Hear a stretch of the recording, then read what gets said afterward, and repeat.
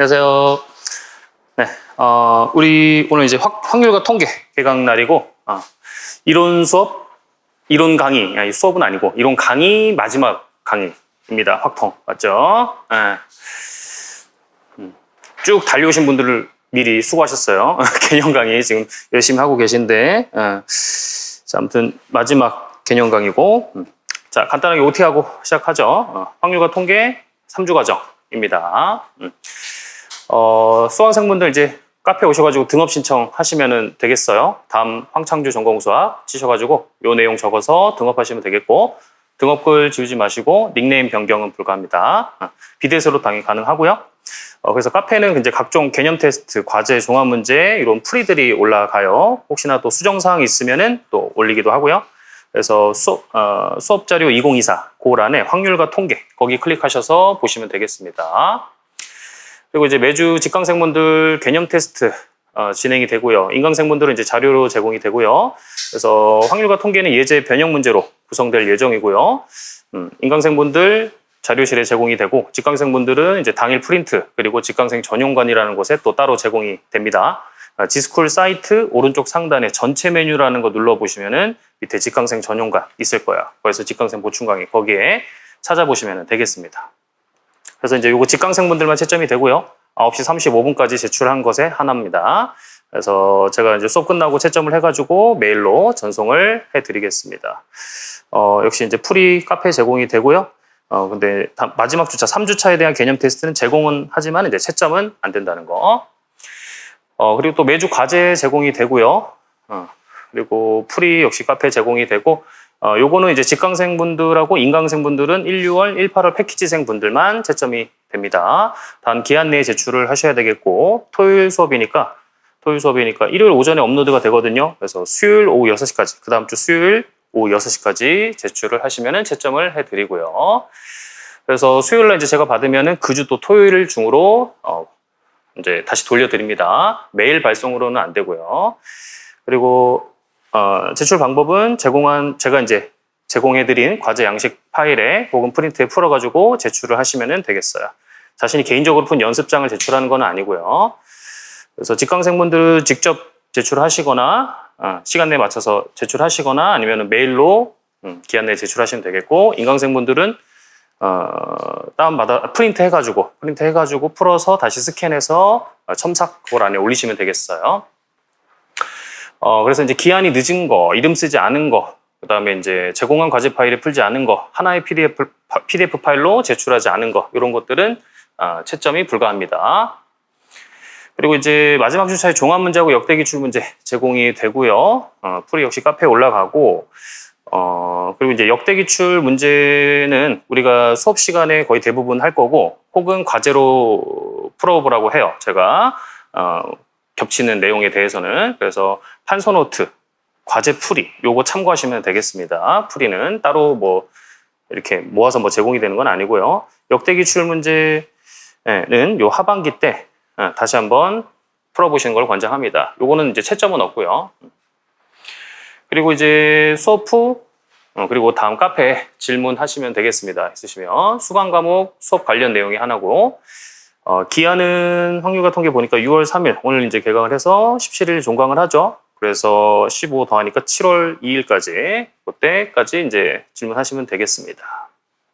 인강생분들은 이제 각자 수강 기간이 달라서 그 각자 수강 기간에 맞춰서 그 수강 기간 동안 질문하시면 되겠고, 그다음에 이제 판서 조기쌤이 이제 필기한 거 보고 올려드리고요. 서브노트는 확률과 통계는 뭐 이렇게 증명이 막 그렇게 막 길고 뭐 이런 거가 이렇게 많이 있진 않은데, 어쨌든 뭐 수업 시간에 증명을 따로 하지 않은 거, 그런 것들은 제가 이제 타이핑 쳐서 따로 제공한다. 뭐 그런 내용입니다. 서브노트.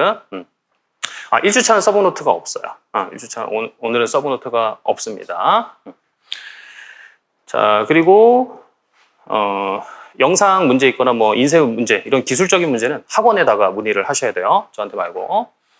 그리고 수업 시간표 이렇게 됩니다. 다음 주부터 9시까지 오셔가지고 개념 테스트 보시면 되겠고, 1시간 15분 정도씩 수업이 되고, 15분 쉬는 시간 갖겠고요. 점심시간 1시간 10분, 2교시 끝나는 시간으로부터 1시간 10분 가지시면 되겠습니다. 이렇게 해서 약 5교시 수업이 진행이 되고요. 5교시는 좀 뭐 할 수도 있고 안 할 수도 있고 좀 유도리 있게 진행이 됩니다. 뭐 짧을 수도 있고 길 수도 있고.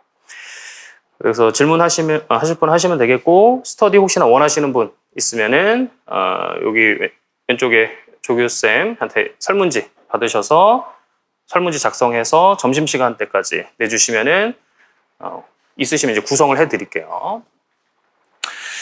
자, 그리고 이제 확률과 통계는 대략 출제 경향이 이제 뭐 이렇게 이제 출제가 됐습니다. 비중은 낮지 않다, 좀 높은 편이다라는 거죠. 거의 보시면 이제 두 문제는 출제가 되고 있습니다. 시험 문제에서 지금 임용 시험에서 두 문제다 많죠, 적지 않습니다. 그렇죠. 그래서 2점짜리 하나, 보통 4점짜리 하나 이렇게 지금 거의 출제된다라는 것을 알 수가 있어요. 두 문제에서 6점이니까. 그리고 이제 출제 파트는 뭐 이런 것들 우리가 다 하긴 할 건데 다 교재에 있는 내용이긴 한데, 그래도 이제 많이 출제되는 부분이 확실히 어떻게 보면 사실 이제 기본적인 확률 통계 개념 그런 거는 이제 우리가 약간 뭐 중고등학교 내용이 좀 있잖아요. 그러다 보니까 이제 기본적인 것들은 대략 알아요.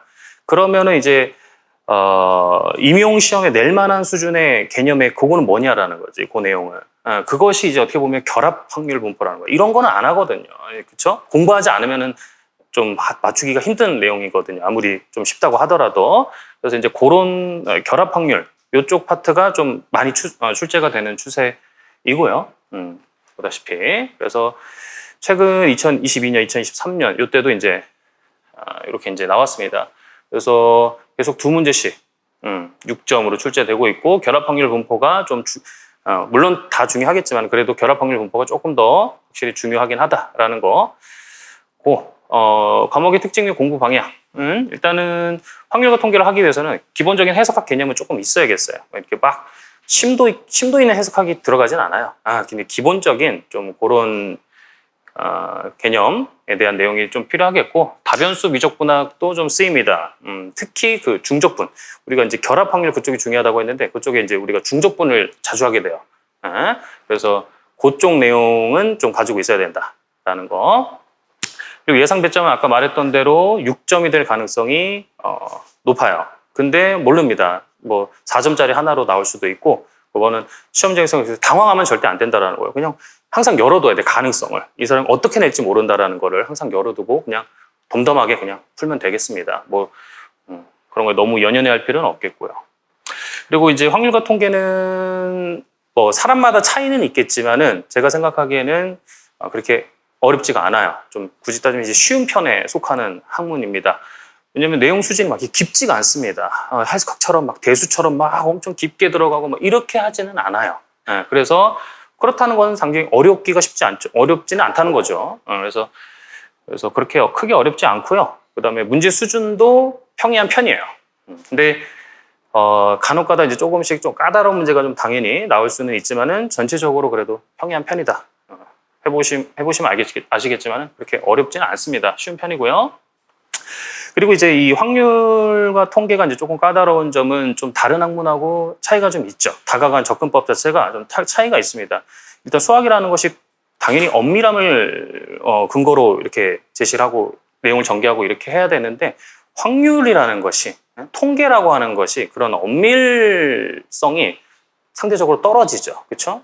나올 가능성에 대해서 얘기하는 거기 때문에, 가능성이 이제 이 정도 된다 이렇게 얘기하는 거기 때문에 그 자체가 이미 엄밀함이 좀 떨어지는 학문이죠. 그러면 그래서 이제 그런 사고가 좀 익숙하지 않을 수 있어요. 어렵거나 익숙하지 않을 수 있다. 그래서 확률과 통계를 또 어떤 사람들은 좀 어려워하는 분들도 그래서 많은 것이죠. 그런 애매모호함성 때문에.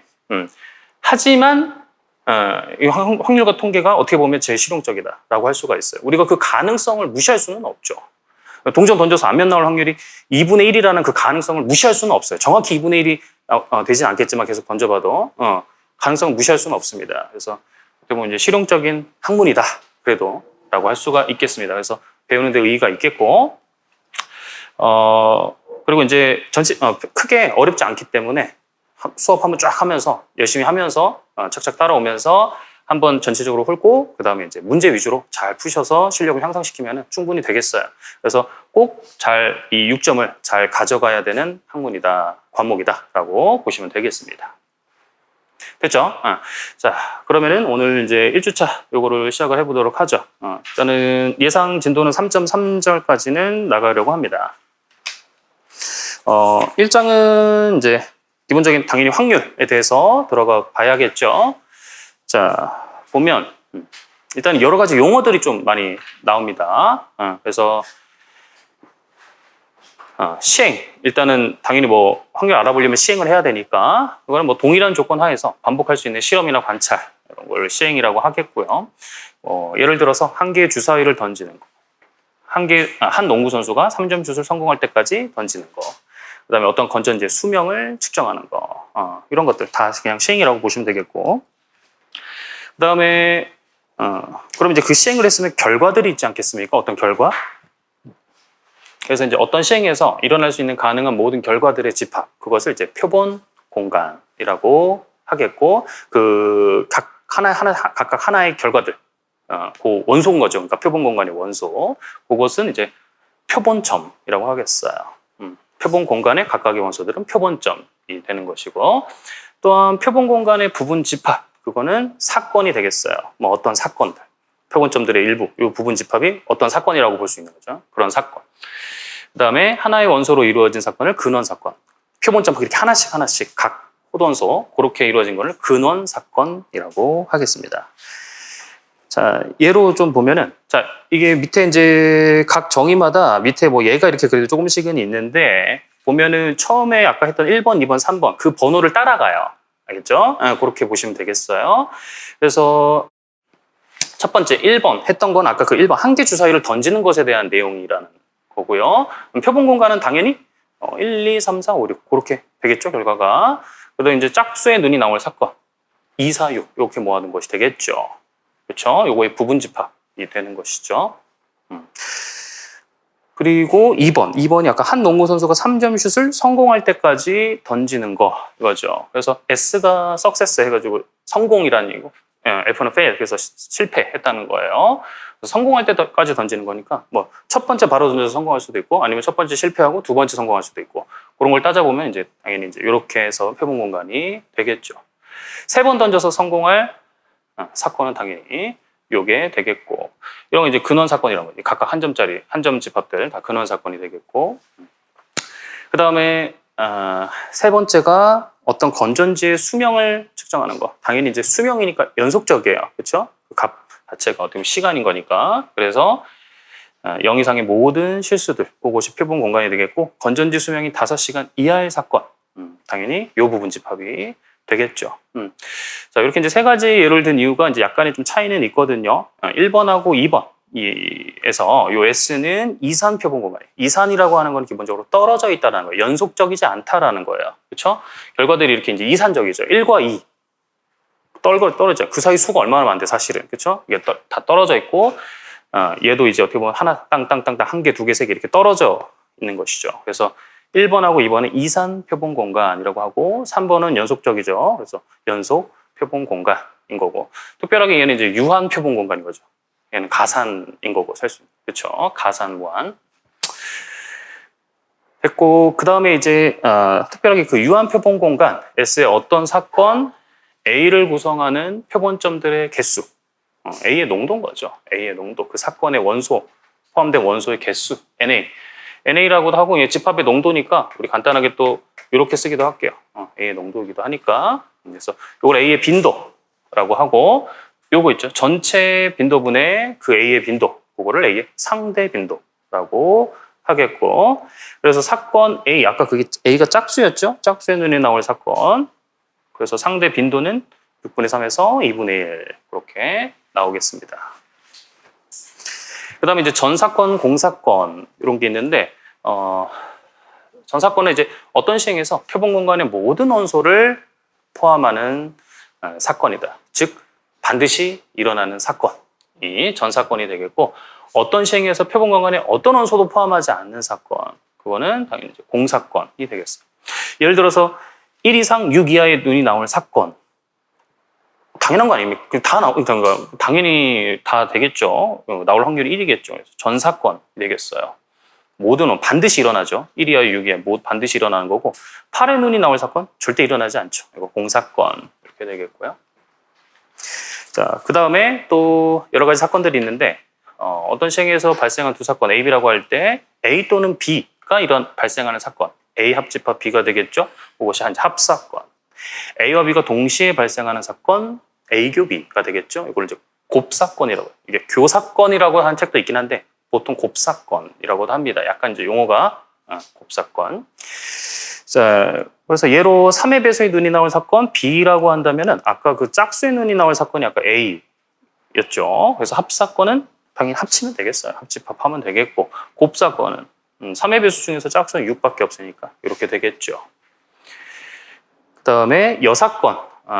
여사건은 이제 어떤 사건이 있으면은 반대로 여집합 사건이죠. A에 포함되지 않는 표본 공간들의 모든 원소로 이루어진 사건. 즉 A 여집합 요거죠. 얘를 A 여사건. 그래서 아까 B가 3의 배수였나요? 그거 3의 배수가 나올 사건인데 그거 여사건은 당연히 1, 2, 4, 5 이렇게 이루어진 사건이 되겠어요. 그 다음에 또 배반 사건이라는 것도 있죠. 두 사건 A, B가 동시에 발생하지 않아요. 어떤 원소도 겹치지 않는 거죠. A교 B가 공사건일 때 A와 B를 배반 사건이라고 한다. 배반적이다. 배반 사건이다. 그래서 짝수의 눈이 나올 사건과 홀수의 눈이 나올 사건. 이거는 겹칠 일이 없죠. 그래서 이거는 배반 사건이라고 하겠어. 자, 그러면은 이제 뭐 간단하긴 하지만은 그래도 우리가 이제 전체적인 용어를 배웠으니까 그래도 요 예에 대해서 한번 그래도 확인을 해보죠. 서로 다른 두 개의 주사위를 던지는 시행에서 다음을 구하시오 이랬어요. 표본 공간 S. 서로 다른 두 개의 주사위를 던지니까 당연히 이제 두 개인데 그걸 우리가 순서상으로 쓸 수가 있겠죠. 그래서 A, B. 당연히 이제 정수들인데 뭐 다 되는 건 아니고 A도 1부터 6, B도 1부터 6. 그래서 물론 원선화일법으로도 쓸 수 있겠지만은 좀 많기 때문에 36가지가 되기 때문에 이렇게 쓸게요. 그리고 이제 근원 사건. 각 근원 사건은 뭐다? 표본점 하나로 이렇게 이루어진 거. 이게 근원 사건이다. 각 요 S의 원소에 대해서 근원 사건. 두 눈이 모두 2의 배수가 나오는 사건 A. 모두 2의 배수니까 일단 차례차례 써봐야죠. 2,2 또 첫 번째 2 나오고 또 두 번째 4 나오는 거 이런 경우 있겠죠. 2,6 이런 거 있겠죠. 쭉쭉쭉. 그래서 그렇게 생략해서 할게요. 그래서 최종적으로 마지막에 6,6까지 우리가 쓰겠죠. 그다음 이제 4번 두 눈이 모두 3의 배수가 나오는 사건. 요거는 그래도 A보다는 적겠죠. 3의 배수 일단 3,3 이런 거 있고 그다음에 3,6 그다음에 첫 번째 뭐 6이 나올 수도 있는 것이고 그래서 이렇게 이제 4가지 되겠어요.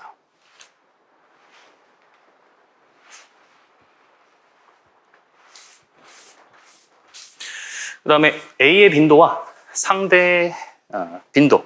A는 아까 이제 생략했긴 했지만은 실제 구해보면은 원소가 9개짜리 집합이죠. 그래서 빈도는 이렇게 되겠고 상대 빈도는 전체 빈도분의 그 사건의 빈도. 그래서 S가 전체가 표본 공간의 빈도가 36이죠. 거기에서 9니까 4분의 1. A의 상대적인 빈도는 4분의 1 되겠고 B의 또 빈도. 그거 아까 4였나요? 그래서 상대 빈도 역시 36분의 4가 돼가지고 9분의 1 되겠어요. A와 B의 합사건 합쳐주면 되겠죠. 합집합하면 되겠어요. 아까 그 적은 것들 생략할게요. 합집합해서 적어주면 되겠고 당연히 공통된 건 이제 한 번만 적으면 되겠죠. 그 다음에 A와 B의 곱사건 교집합 겹치는 거 있나요? 겹치는 거 있어요? 하나 겹치죠. 뭐 있습니까? 6,6 요게 겹치죠. 2의 배수면서 또 그 3의 배수도 되는 거니까 그래서 이렇게 되겠고 그래서 A하고 B는 배반 사건은 아니네요.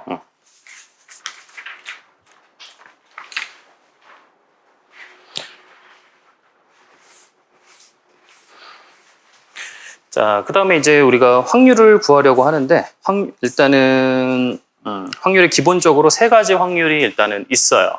첫 번째로 수학적 확률, 예전 고전적 확률이라고도 하는데요. 가정이 있습니다. 조건이 있어요. 어떤 시행의 결과가 유한계이고, 어떤 시행의 결과, 그러니까 표본 공간의 그 원소의 개수, 표본점의 개수가 일단 유한 표본 공간이어야 된다라는 거예요. 그리고 각 근원 사건이 같은 정도로 발생할 것이 기대돼야 돼요. 각 근원 사건이.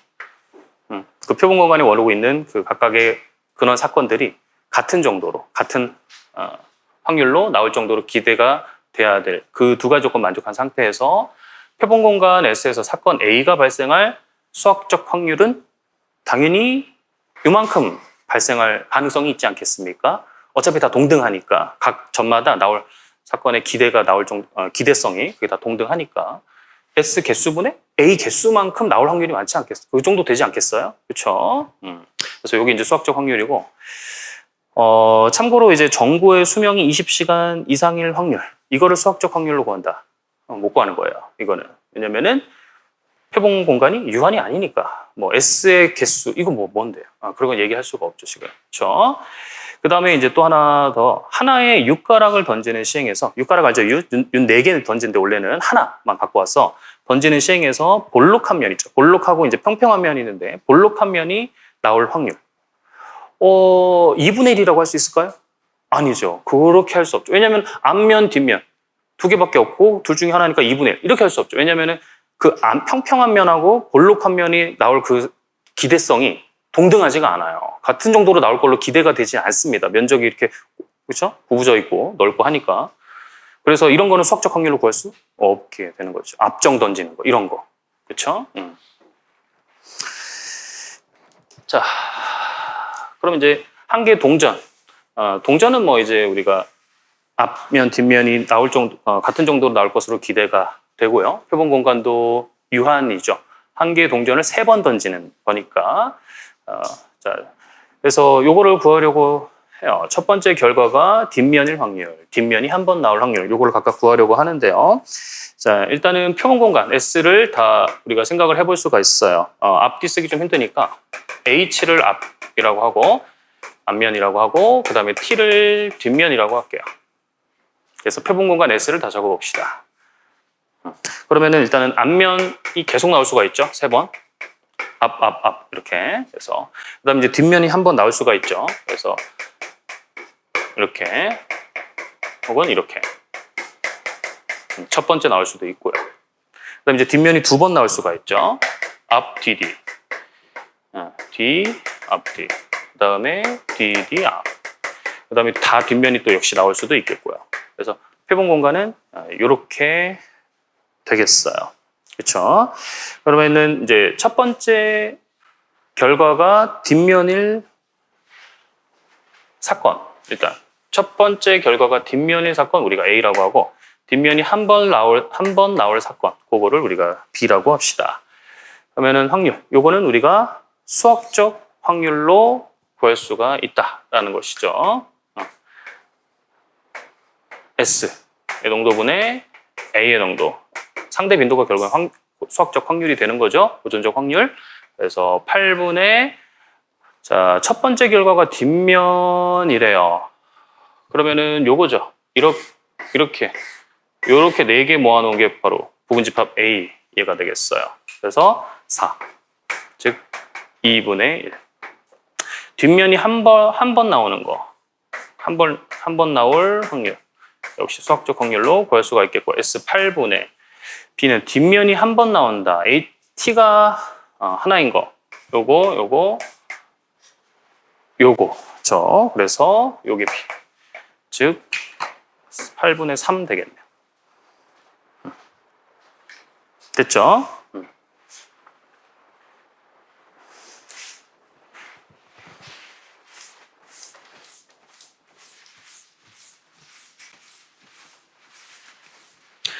자, 그 다음에 수학적 확률이 그러면은 뭐 모든 사건에 대한 확률을 다 제공을 해주지는 못한다라는 걸 알게 됐어요. 그래서 우리가 또 그 다음에 생각할 확률이 또 통계적 확률이다라는 거. 뭐냐면 같은 시행을 n번 반복해요. 반복해서 사건 A의 빈도를 R n이라고 합시다. 10번 반복하면 이제 R10이 되는 거고 100번 반복하면 R100 이렇게 된 거죠. 그래서 이제 n이 무한히 커짐에 따라서 n 계속 시행을 계속 하는 거죠. 반복하는 거예요. 그래서 a의 상대 빈도 아까 그 횟수마다 상대 빈도가 있을 건데 얘가 이제 일정한 값 p에 가까워진다. 그렇게 생각이 되면 즉 극한인 거죠. 극한이 p다면 p를 사건 A의 통계적 확률이라고 한다. 근데 이게 이제 반복이 누가 하냐 이거죠. 어쨌든 뭐 끝이 있지 않겠습니까? 어떻게 계속 반복을 하겠습니까? 그래서 얘도 한계가 있죠.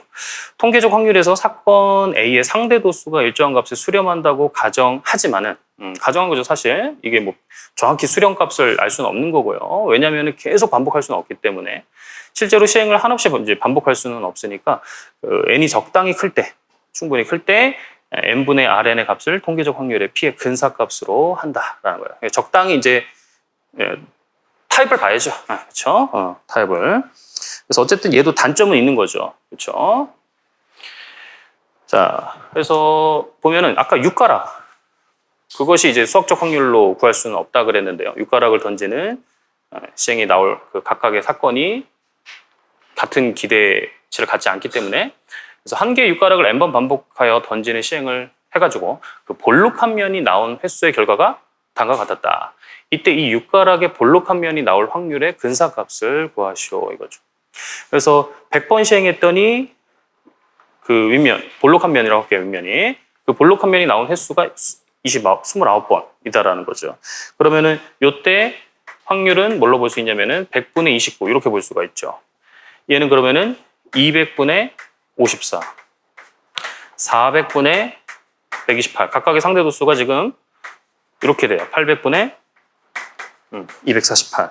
그래서 요거를 우리가 소수로 좀 바꿔볼게요. 그러면 얘는 0.29가 되겠고, 얘는 0.27, 얘는 0.32, 그 다음에 얘는 0.31. 이렇게 이제 나오게 되는 거죠. 보니까 극한을 대략 어느 걸로 타입을 봐야겠습니까? 보니까 한 0.3으로 보면 좀 적당할 것 같아요. 그렇죠? 그래서 대략 이 정도 나올 거다. 이걸 무시할 수는 없죠. 무시할 수는 없습니다. 하지만은 정확한 값이라고 할 수는 또 없는 것이죠.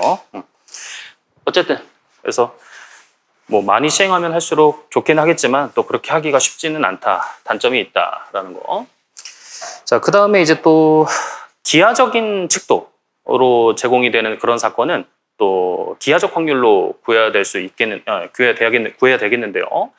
연속 표본공간 S에 대해서 길이 L, 면적 A, 부피 V 등 이런 기하적인 측도가 주어지는 경우 사건 2의 확률 P는 다음과 같이 그래서 전체 만약에 길이다 지금 개념이 길이다 단위가 그러면은 표본공간 전체의 길이분의 그 사건에 해당하는 길이 그렇게 해주면 되겠죠. 면적, 부피 다 마찬가지. 그래서 그걸 한번 해보죠.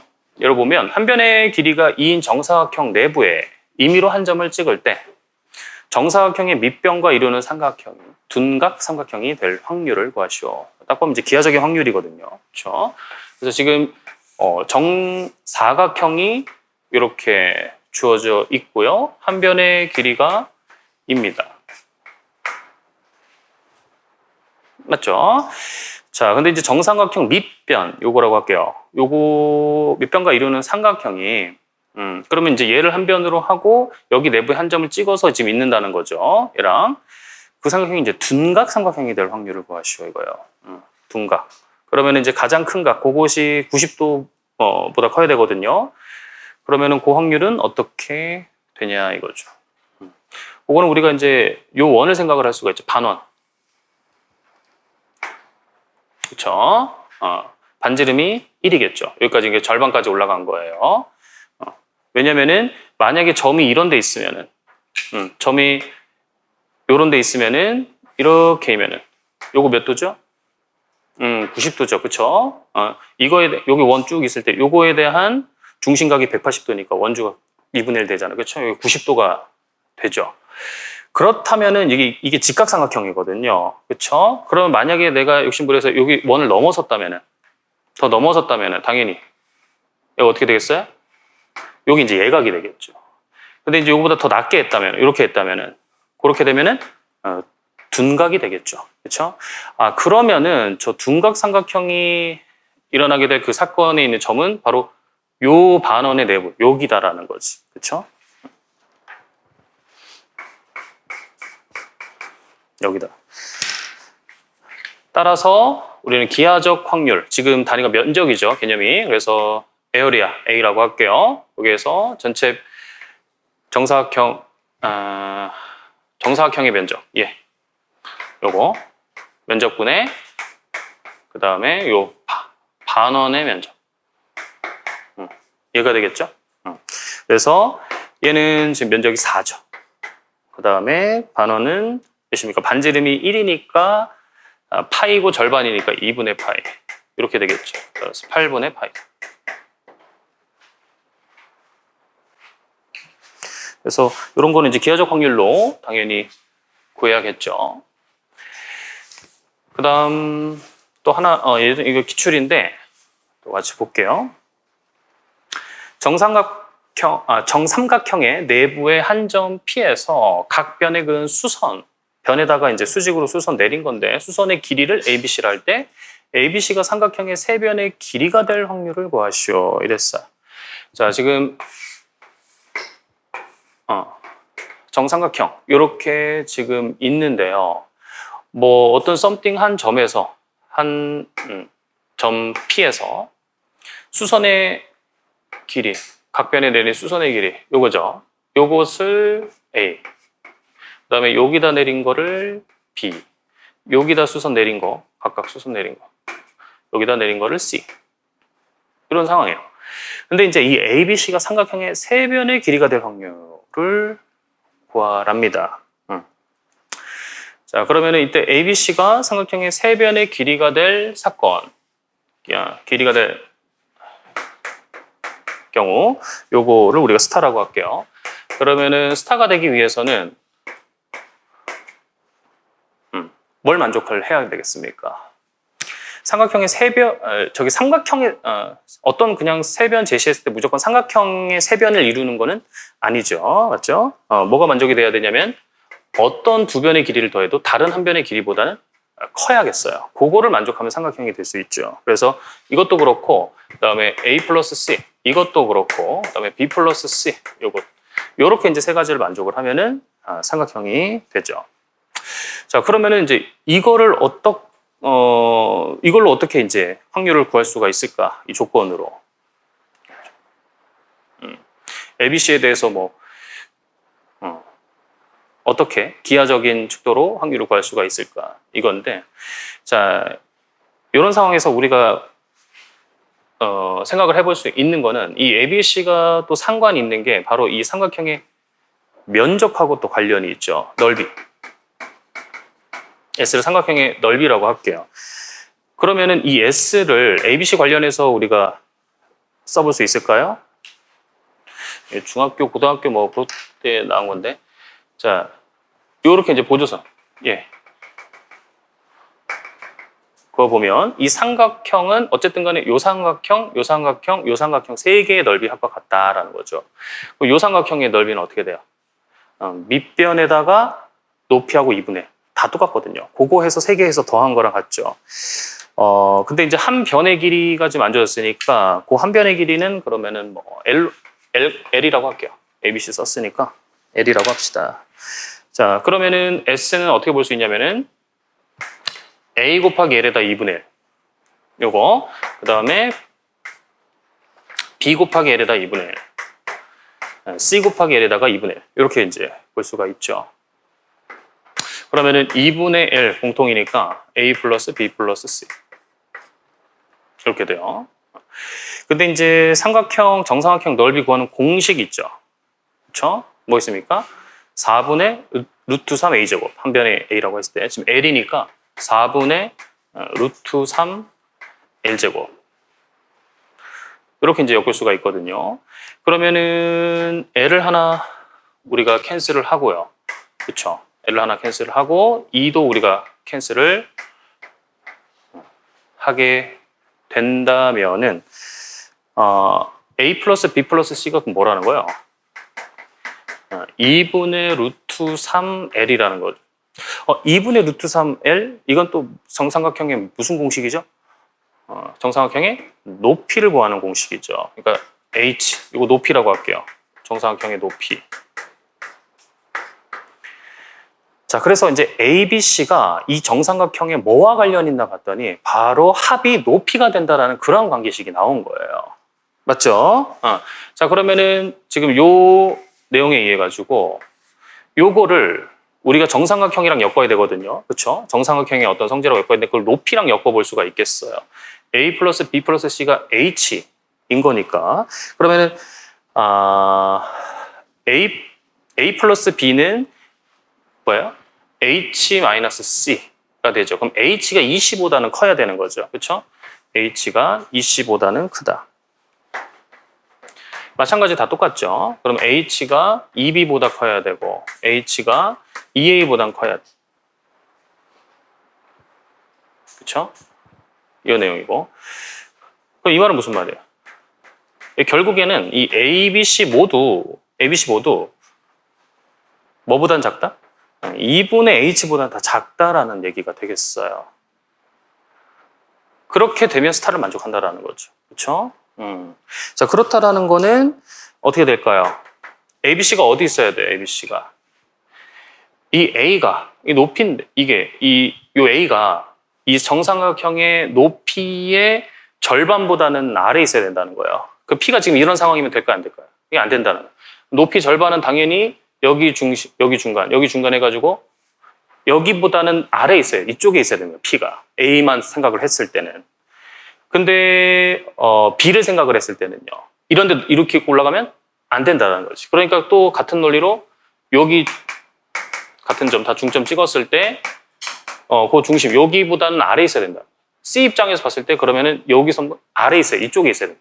그럼 공통된 영역이 여기거든요. 어쨌든 둘 다 셋 다 만족을 시켜야 되기 때문에 그렇다는 거는 그럼 P가 이런 데 있으면 된다라는 거예요. 어떻게 다 수선을 내려도 그렇죠?